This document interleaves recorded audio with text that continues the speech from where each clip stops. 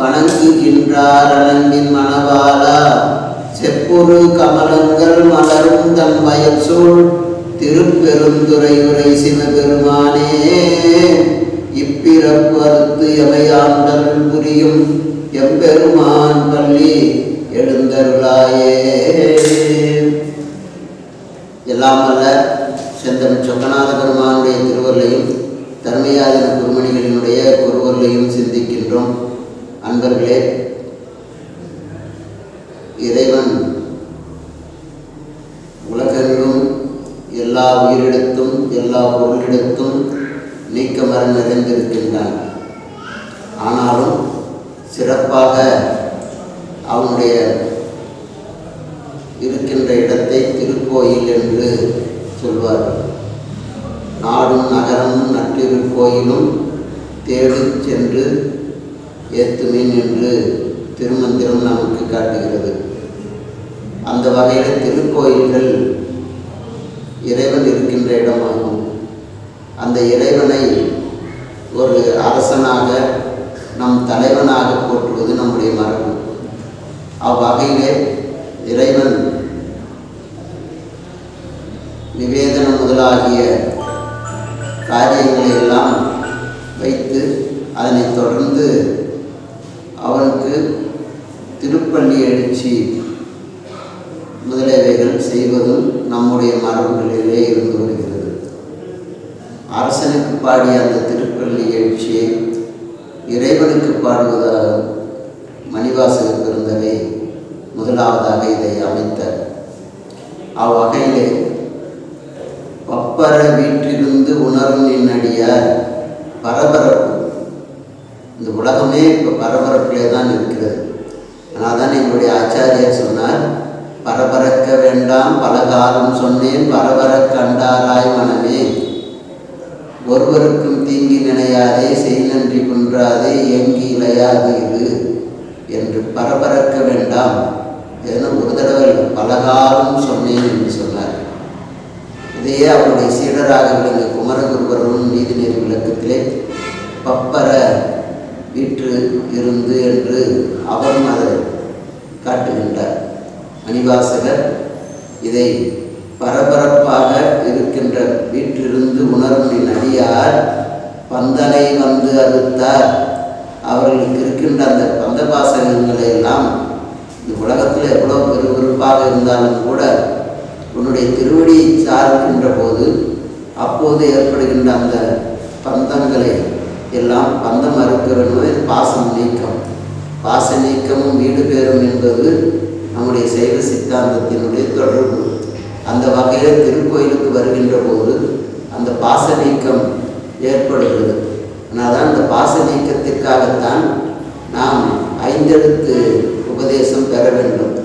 ஆனால் தான் புஞ்ஞான சம்பந்தர் சொன்னார், ஆசையராய் பாசம் விடாய் ஆனசிவ பூசை பண்ணாய் நேசமுடன் ஐந்தெழுத்தை நீ நினையாய் சீச்சி சினமே தவிராய் திருமுறையில் ஓதாய். ஆகவே பாச நீக்கத்திற்கு ஐந்தெழுத்து ஓதுவது திருக்கோயில் வழிபாடு செய்வதில் இருக்கின்றது என்பதை பந்தனை வந்து அறுத்தார் அவர் பலரும் மைப்புறு கண்ணியர் மானுடத்து இயல்பில் வணங்குகின்றார். பெண்கள் மீது கொண்டிருக்கின்ற மானிட தொடர்பின் காரணமாக அந்த தொடர்பிலே உடையவர்களும் கூட இந்த திருக்கோயிலில் வந்து இப்போது வழிபாடு செய்கிறார்கள். ஏன்னா வாழ்க்கை என்பது இல்வாழ்க்கை என்பது கணவன் மனைவியோடு ஒத்துப்போகின்ற ஒரு வாழ்க்கை. அந்த இல்வாழ்க்கையில் ஒரு இருக்கின்றவர்களும் கூட மானுடத்து இயல்பில் உடையவராய் இருக்கின்றார்கள். மகளிர் மேல் நிகழ்கின்ற மானுடத்து இயல்பு, அதனால் தான் மானுடத்து இயல்பு என்று சொன்னார்.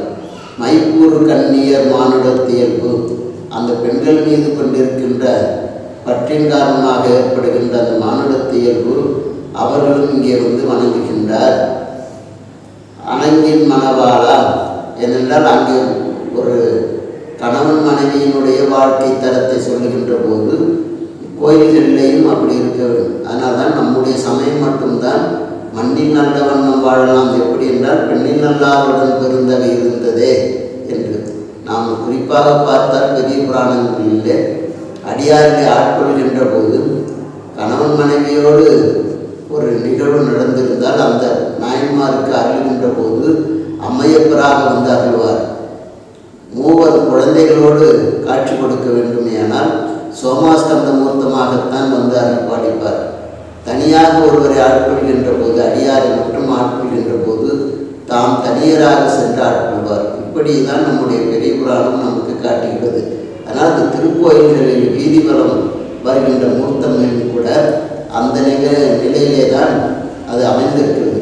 ஆகவே மைப்பூர் கண்ணியர் மானுடத்து இயல்பில் வணங்குகின்றார் அணங்கின் மணவாளா மைப்பூர் செப்பூர் கமலங்கள் மலரும் தன் வயல் சூழ் திருப்பெருந்துறை என்று சொன்னார்.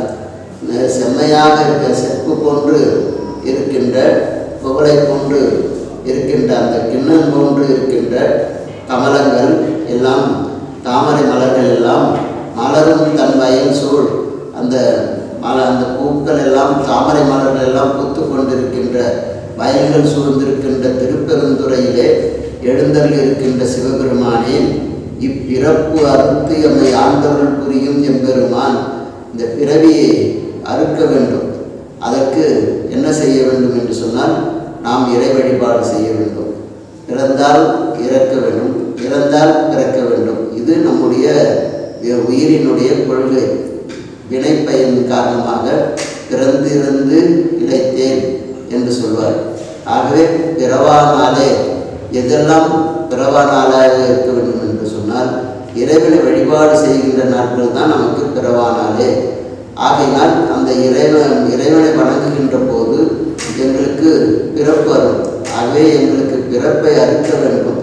அந்த பிறப்பை அறுப்பதற்காகத்தான் நாங்கள் இங்கு உன்னுடைய சன்னதி முன்பு வந்து தவம் இருக்கின்றோம்.